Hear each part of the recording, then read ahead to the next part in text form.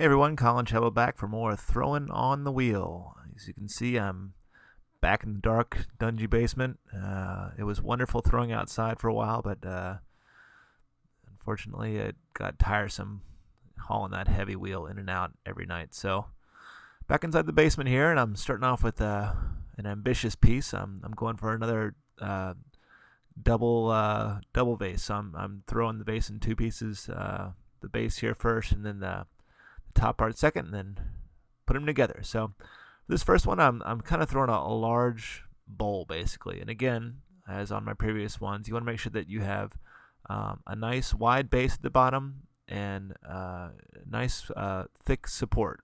If the piece gets too thin, it won't support the top part here. So I'm just kind of gently bowling this out, using my rib tool to smooth out the outside, and then again using this technique of making sure that my fingers stay on the top rim, and then using the rib tool to just kind of shape this out into a big kind of thick bowl shape here.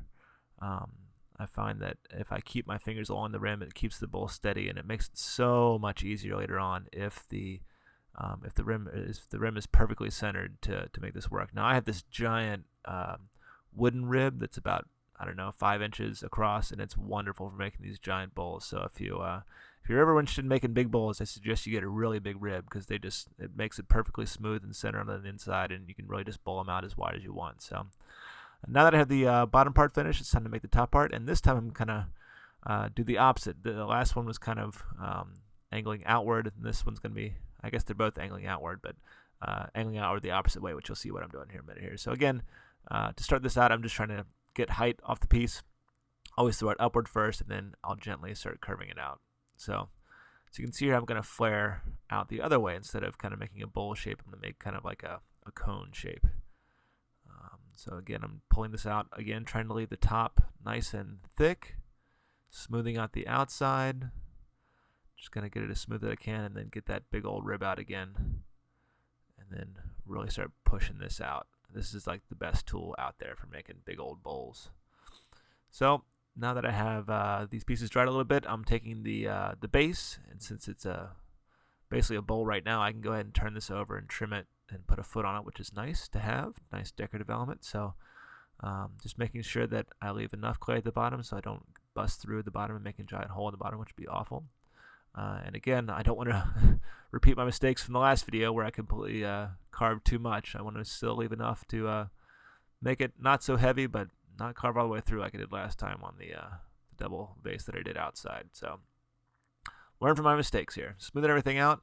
It was not completely dry, so I just took a torch there to kind of harden it up just a little bit so I could use my chatter tool here. If the clay is still wet in any way, you're just going to make grooves instead of chatter. So re-wetting the rim here, just taking some sponge and putting some slip on here, just getting that rim re-wet. And then I just place it on there once so I can see where it's hitting, and I can slip and swirl the other side, and then try to replace it on that. And of course, I can't recenter it here, so I have to try it a couple times until you can see that it doesn't really move. And once you have it, then I can just cut the top part of the bat here, and then smooth some of this out.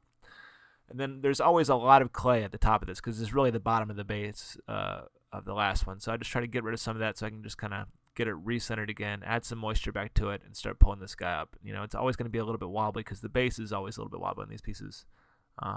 So just trying to get it somewhat back to centered, and then just start pulling this clay out. There's plenty of clay to work with. You can see I'm just going to collar this back out into a nice smooth neck. And then of course, using these rib tools are a great way to shape this too, since there's plenty of moisture at the bottom here still, that when you re-add water here, you get plenty of moisture back in. So just using a different variety of rib tools to kind of smooth this back in. A couple little pulls here to kind of get a nice tall spout. More rib tools, constantly compressing, coming back in.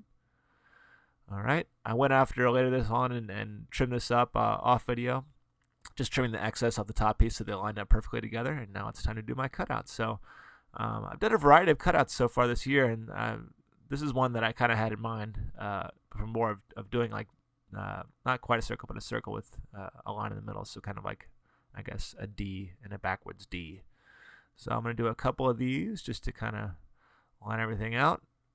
This actually was a bit thicker. I probably could have made a taller bowl than what it was right now, because the clay is still pretty thick here.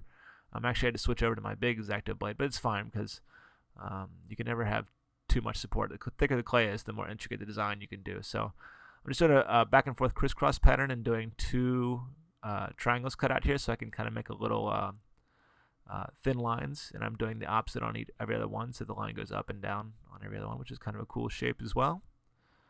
When you're doing this, just make sure you have a nice steady hand and you're just really super patient and careful. You don't want anything to break or to snap and ruin this pot when you're 98% finished with it. So got all these out. I'm going to go through and touch some things up with my sponge to kind of smooth everything out, try to get rid of some of those sharp edges.